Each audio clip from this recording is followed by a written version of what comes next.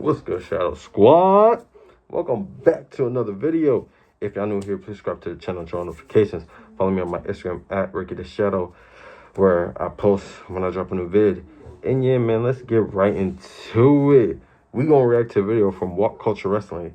12 times AEW was better than literally everything. Yo, I ain't gonna lie, there was times where AEW did do their thing. I'm not gonna hold you. They were killing it out here. Now, if I had to pick some moments, I feel like these are not going to be on the list, but these are my personal favorites. It's when Eddie Kingston became the inaugural Continental Crown champion in AEW. Because me as an Eddie Kingston fan, it made me happy to see him win a title in AEW finally. And what I love about it is, homie had the world title of Ring of Honor, the brand new at the time Continental Crown Championship in AEW, and the strong open weight class championship, I think it's called, like strong weight or something like that, in New Japan Pro Wrestling. He had three companies he was representing three companies, and it was dope as hell. But yeah, man, let's get right to it. This is all gonna be a long reaction too, so I'm gonna try my best not to pause as much. But let's get right into it.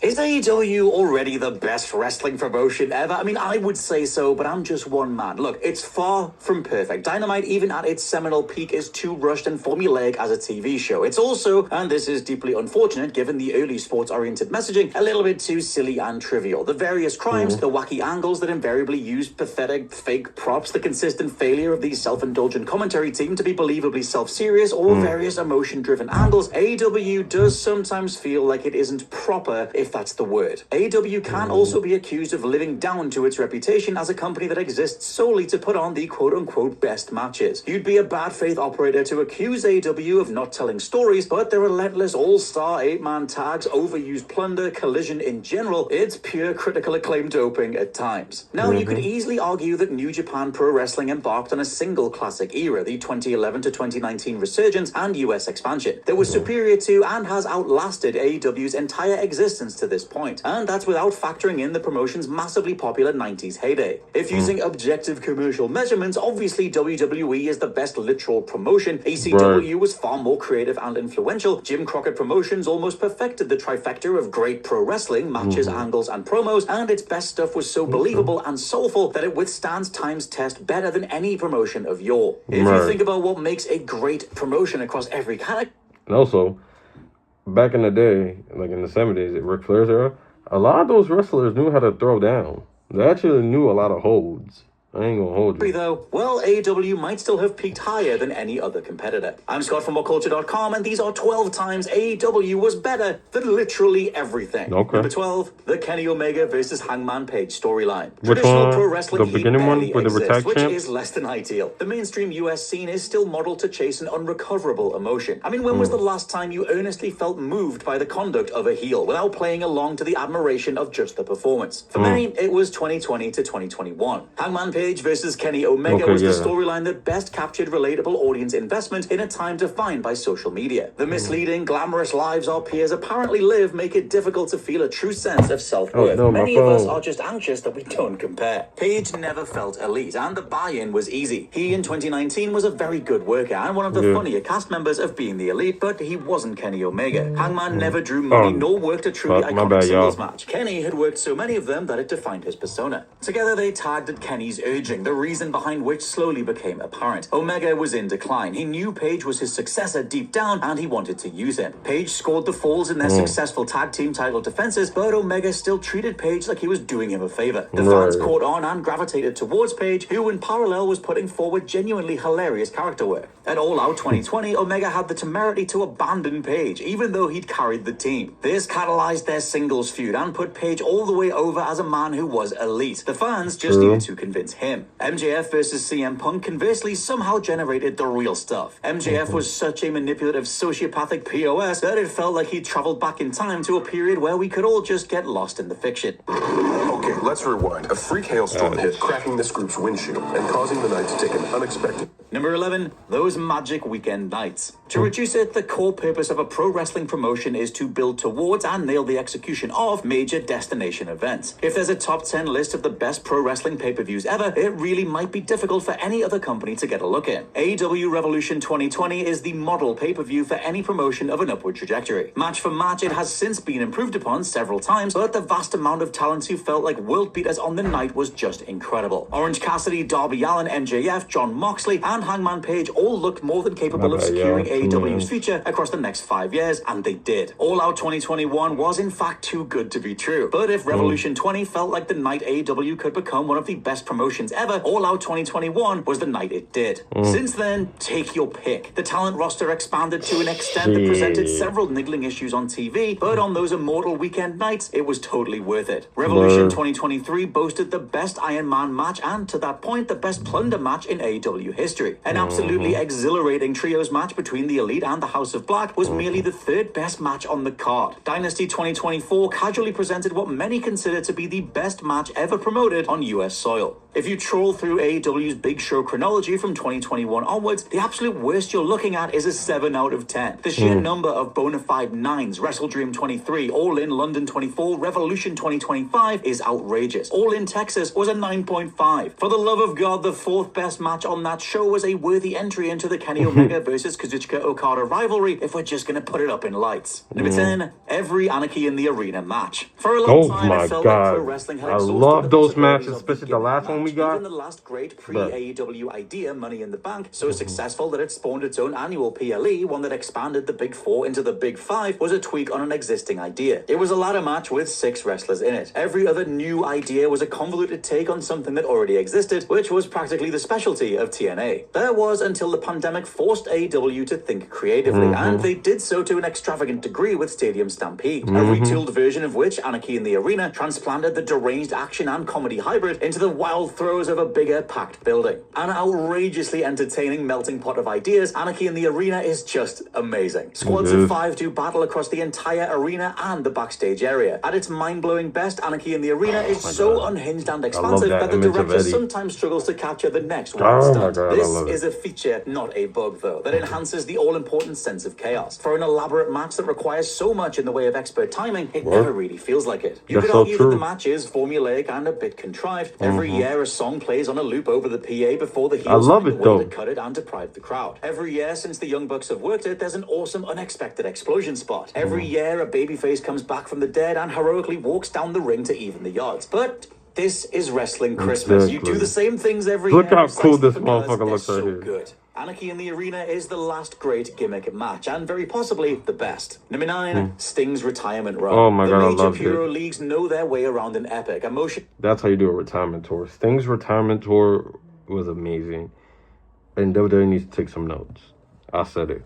Draining retirement run and ceremony. WWE did a near perfect job with Ric Flair back in 2008, even if the man himself removed all heft and meaning from the occasion by doing 4 consecutive jobs to Hulk Hogan in Australia just a year later. Mostly though, the retirement gimmick is just that. It works, it draws, but nobody takes it too seriously. Sting's retirement run was as incredible as his wonderful AEW chapter. It all worked to a frankly magical extent. AEW Sting was 2 men at once, the icon rendered timeless through the painted face and the expert smoke and mirrors party matchmaking, and a visibly old man in his 60s whose unhinged bumps ranged from electrifying to terrifying. He was once a genuine superhero and a man drenched in pathos all at once. This was explored to genius effect against the Young Bucks at the site of his retirement, Revolution 2024. The Stinger popped the Greensboro crowd with his superb no-cell fire-up spots, but he also bumped on glass. This was inspired since his partner Darby Allin had set the tone by taking the more dangerous version earlier in the match, riding him out of it until the finish. Sting prevailed, finding the wherewithal to avenge the Bucks, who had bloodied his family soon after his father's passing, the chilling revelation of which on Dynamite might have informed his best promo ever. Sting rafter dropped into a death match in what was the perfect summary of his best WCW and AEW output. There's a reason everybody says they want to go out like Sting. Number 8, whenever the stories earned their moments. You watch professional wrestling to feel bad or scared and then to feel good. The feel-good moment should not be manufactured. It should be the result of careful, agonizing, well-thought-out storytelling. And for a promotion that some insist tells no stories, the sheer volume of earned, jubilant, feel-good moments is the best proof that that take is the dumbest one around. Take, for example, the I Need My Older Brother reunion between the Rhodes brothers at the inaugural Double or Nothing. That set the tone for AEW's cathartic creative I model. love that Since match. then, AEW has not created, but rather arrived at genuinely stirring and rewarding conclusions that became moments. The success of Hangman Page's quest to prove himself elite at Full Gear 2021. Swerve Strickland taking the spot he promised was his and making black history at Dynasty 2024. Bryan Danielson finally showing the ambition to win the big one at Wembley, powered by the love of his daughter stationed at ringside. Sting proving that he actually was a superhero all along by winning his retirement match at Revolution 24. The Acclaimed winning the tag team titles after they'd fought to become the most over act in the company when opposed by the most competitive field ever of major star names and genuine living legends. Hangman Page soaked in tears, ready to prise open the briefcase at All in Texas to retrieve his second. Bro, AEW knows how to make you feel shit. And that's the issue. Not every wrestling company can make you feel something. AEW makes you feel something. These are moments, especially that Acclaim one, the Sting one. Like, those moments just made me feel something when Cody and Dustin went at it, bro, for the first time. It just makes you feel something, man. It just makes you feel something. World title. Quite possibly thinking that his real-life feud with CM Punk meant that AEW might never have such a moment in AEW possible again. No matter if you got an iPhone 8 or 15 Pro Max, if your speakers sound muffled, here's the fix.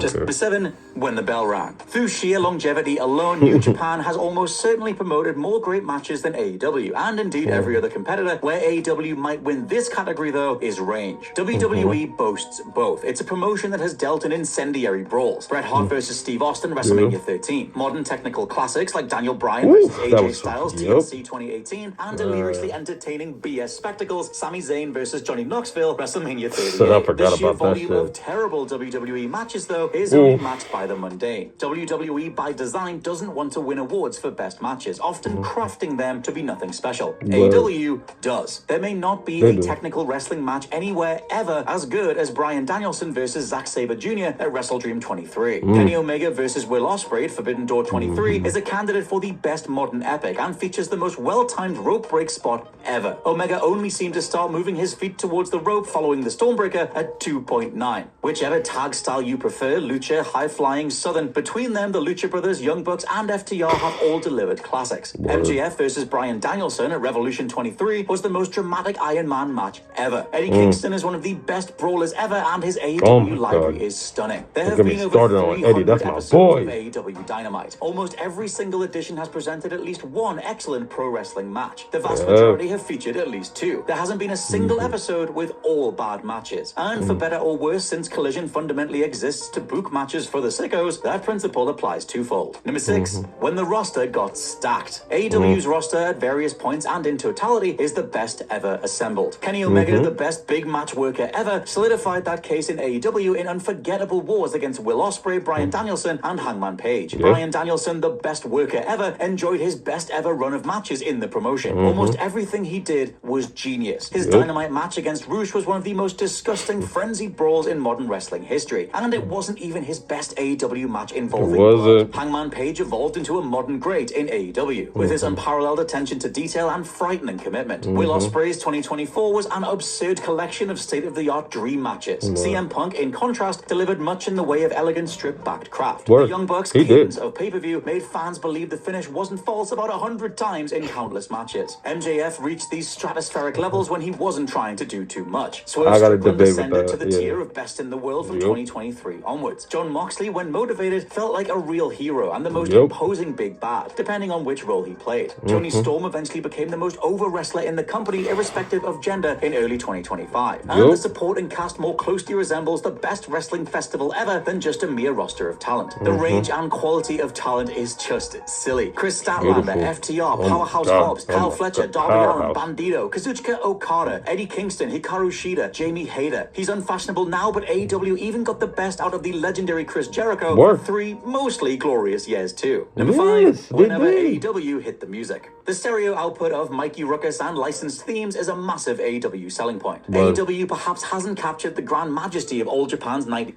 I ain't gonna lie, I think AEW does amazing with the song choices for their wrestlers and like events and stuff. And I'm saying this, AEW does a better job with the whole hip hop and wrestling shit collaboration than WWE does. The reason why I say that is because when you look at WWE, look who they collab with. They collab with Megan Thee Stallion, having her song and the SmackDown theme opening. You got, who else you got? Well, you got Cardi B hosting freaking SummerSlam, even though she was there for like one time, like literally showed up for one moment, then I did not see her for the second night or the rest of that night. Like, you could tell WWE is trying to do really mainstream with Travis Scott and stuff like that. Yeah, you got AEW up in here working with West Side Gun, making the theme song for the Hurt Syndicate, right? Like, you got that shit. You have freaking all these other rappers. Like, I can go on and on about it too. Like, the one, who's that freaking rapper? I can't remember his name right now. He's a white boy. He did Hook's first theme, like, and it was one of the I can't remember his name, but like AEW, I feel like they do it better because they're not trying to go mainstream with it. They're just trying to collaborate with whoever wants to collaborate with them, and I like that shit. I really do. So I think AEW does, when it comes to the music that is specifically hip hop, I think they got it better than WWE in my opinion.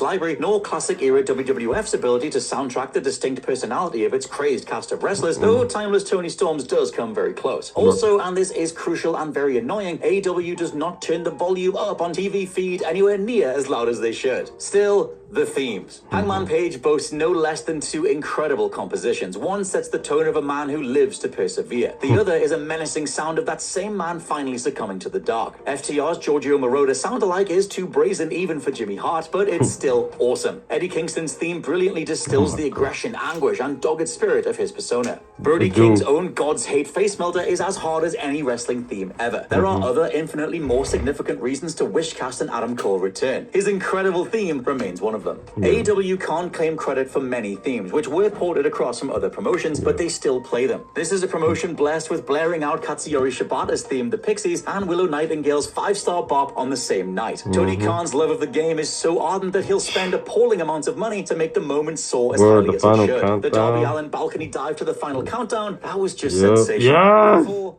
whenever Tony Khan wasn't a typical carny.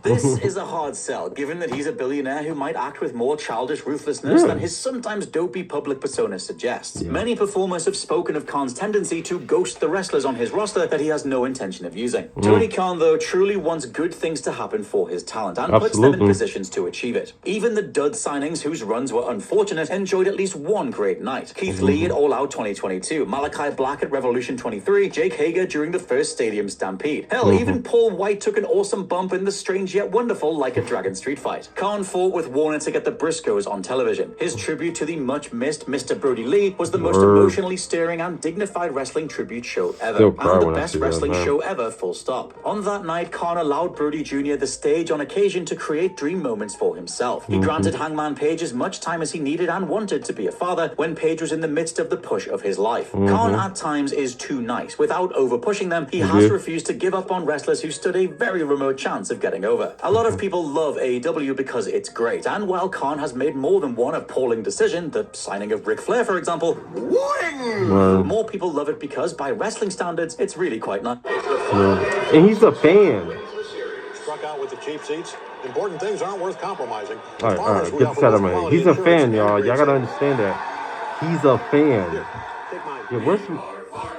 Okay, get on my focus. Number 3, when Tony Khan listened. Almost every promoter in the history of the medium has inflicted an unwanted wrestler upon their audience because the puka happened to like them. Vince McMahon almost specialized in this. Bill Watts operated with galling nepotism when pushing his useless son Eric in 1992. Triple H is also guilty of this. Solo Sikoa, Seth Rollins in the role of a top guy, and the inverse scenario of not pushing wrestlers the fans vocally want to see more of. Bianca Belair has been underutilized since July 2022. Guido is practically defined by his stubbornness during these years of decline. Has Tony Khan ever burdened his audience for such a significant amount of time? Jack Perry's big push in 2024 counts, sure, but we are entering exception to the rule territory. And Perry was written off TV when Khan eventually got it. He didn't dig his heels in. Tony Khan might have repeated the very mistakes he knew all too well not to make as an intelligent superfan. The sub-WWE skits of 2023 were ghastly, but he listens to, respects, and rewards his fan base. If the fans dislike a certain direction, he will abandon it, even if he's a little slow to implement the change and should be more ahead of things in general. To cite two examples, after a dismal 2023, Khan implemented his own version of the G1 Climax, the round-robin Continental Classic, as a bit of an apologetic gesture. He should have known full well that the Money in the Bank cash-in gimmick wasn't what AEW fans wanted for their alternative company, and so he's dropped it. One thing has also remained consistent. Khan outright refuses to falsely advertise matches. That's better than deliberately booking a mediocre product in stasis, as Khan knows he's already secured his audience. Number two, when Dynamite was at its peak.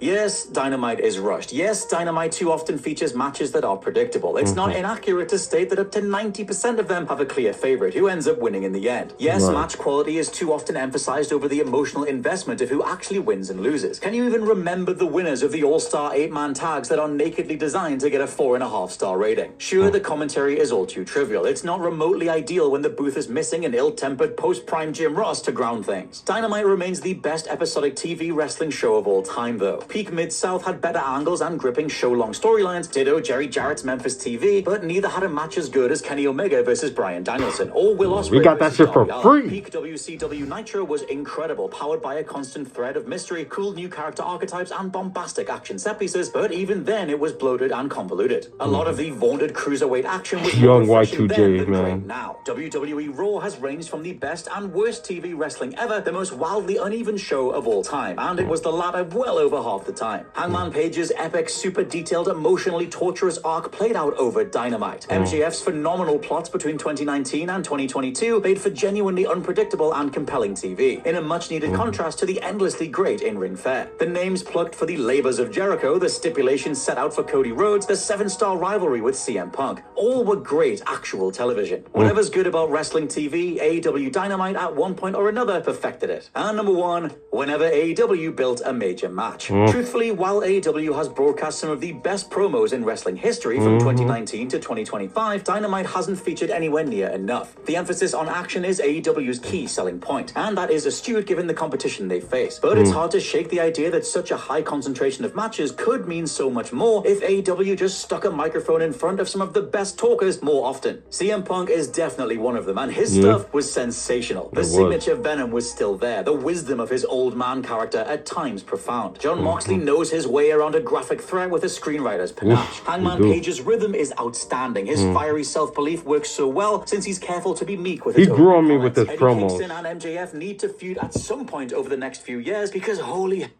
The fact, I ain't gonna lie, the fact that they haven't feud is crazy to me because, one, I'm not really the biggest MJF fan, but he knows how to get a reaction. I'll say that.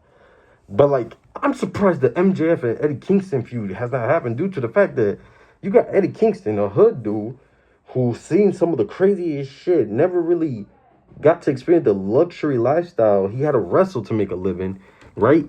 You had him, imagine him with Rich Boy over here. Like, come on, man. Come on, the story's right there. I ain't gonna hold you. Of course, I do feel like they're gonna make MJF win and shit. It should be Eddie, in my opinion. But maybe that's just me, but that's neither here nor there. But they got a feud eventually, bro. I need a feud. Together, they occupy the perfect face versus heel match. Yes. Just imagine what that would look like, or better yet, sound like. What's more irritating about AEW's relative lack of indie got me segments hyped, I is ain't that gonna it's a lie. promotion in which so many people find themselves. Will Ospreay had improved a lot in New Japan, but in AEW, he evolved into a man drenched in offbeat charm and irresistible determination. Toni Storm was a dork before joining AEW, but now she's one of the funniest wrestlers ever. Word. Ricochet was defined by how terrible he was on the stick, but he exudes confidence in 2025. He did. AEW might not be the best ever promotion for interviews, but it's not far off, and it could easily become it, rounding out the entire argument that myself and Michael Sidgwick on the script have just put forward. Bro, there's a reaction, y'all. Y'all got it. Man, when I tell y'all, man, I like this video shit. There's a long-ass reaction. My bad. The original video will be in the description below with the original channel. But yeah, man, there was just things they did better. When Chris Jericho won the AEW World title and became the first ever AEW World Champion, I think that was better than anything. You gave the title to a solidified guy to solidify your company. And then not too long after, he had dropped at the time, the hottest free agent, John Moxley, no longer known as Dean Ambrose, come in and do your thing. Like, come on, man. that was it. It was it, man. It was really it. Those moments like that, man. And again, those Eddie Kingston promos, him and CM Punk, bro. Those were moments where like, yo, Eddie and Punk went at it, man. Like it felt real. It felt authentic, you know. But yeah, man, let me know what else y'all want me to react to or want me to talk about.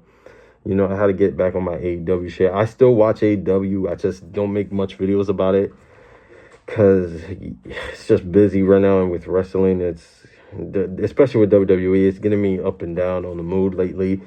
But man, I can't wait. I'm enjoying the Hurt Syndicate shit, you know. But yeah, man, let's see where this goes, man. But let me know what else y'all want to see. Like, comment, subscribe. And yeah, I'll catch y'all on the next one, man. Peace.